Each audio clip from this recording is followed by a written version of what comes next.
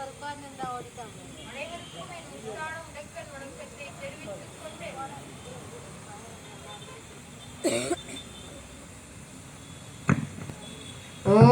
சாந்தி. அனைவருக்கும் என் முத்தான முதற்கண் வணக்கத்தை தெரிவித்துக் கொண்டு என் உரையை துவங்குகிறேன்.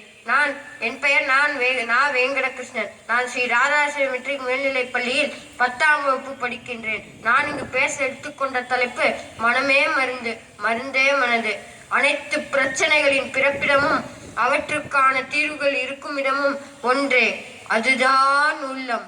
உள்ளம் என்றும் மனம் என்றும் பேரளவில் மட்டுமே பலருக்கும் அறிமுகமான அந்த வடிவமில்லாத இயக்கம்தான் வாழ்க்கையை வடிவமைக்கிறது என்பதை சிறுகதை மூலம் விளக்கி விடைபெற உள்ளேன். ஒரு காட்டில் தனியாக ஆடு ஒன்றை தோளில் போட்டுக்கொண்டு நடந்து போய் கொண்டிருந்தான் ஒரு பலசாலி. அவனிடமிருந்த அந்த ஆட்டை எப்படியாவது பறித்து விட வேண்டும் என்று நினைத்தார்கள் 4 கள்வர்கள். நேரடியாக இவனுடன் மோதினால் எலும்புகளை எண்ணி விடுவான். எனவே தந்திரமாகத்தான் இவனை ஜெயிக்க வேண்டும் என்ற முடிவுக்கு வந்தனர். எனவே அவன் முன்னே சென்று 10 அடி இடைவெளிக்கு ஒருவராக நின்று கொண்டு விட்டனர். முதல் திருடன், அண்ணே அண்ணே, ஓனாயை தோளில் போட்டு கொண்டு எங்கே போறீங்க என்றான் உரத்த குரலில். டேய், இது ஓனாய் இல்லை, ஆடு என்று அதற்கு அவன் பதில் கூறிவிட்டு மேலும் நடந்தான். 2வது திருடனை அவன் நெருங்கியவுடன் ஆடு ஆடு என்று அவன் ஓனாய் ஓனாய் என்று அவன் கத்த, பலசாலிக்கு நாம் தூக்கி கொண்டு போவது ஆடு, இவர்கள் கண்ணுக்கு ஓனாய் போல தெரிகிறதோ என்று சந்தேகம் வந்தது. 3வது திருடனை அவன் நெருங்கியவுடன் அவன் ஓனாய் ஓனாய் என்று குரல் கொடுக்க, பலசாலிக்கு நாம் தூக்கி கொண்டு போவது ஓனாய்தானோ என்ற சந்தேகம் வந்தது. 4வது திருடனை அவன் நெருங்கியவுடன் அவன் ஓனாய் ஓனாய் என்று குரல் கொடுக்க, அவன் சகாக்களும் அவனுடன் சேர்ந்து கொண்டு ஓனாய் ஓனாய் என்று குரல் கொடுக்க, பலசாலிக்கு நாம் தூக்கி கொண்டு போவது ஓனாய்த்தான் போலும் என்று பயந்து போய் கீழே தள்ளி விட்டு ஓட்டம் பிடித்தான் அந்த பலசாலி.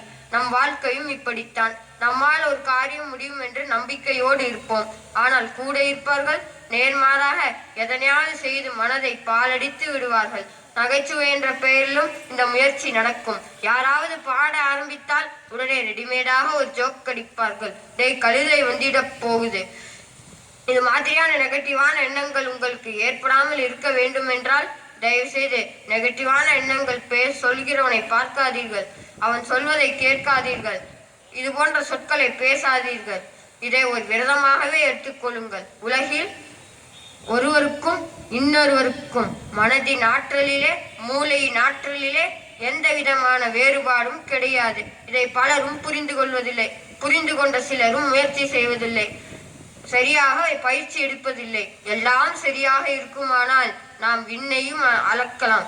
எனவே உங்கள் மனதை நீங்கள் இயக்கினால்தான் உங்களால் சிகரங்களை தொட முடியும். உங்கள் மனதை வேறொருக்க ஒருபோதும் அனுமதிக்க கூடாது.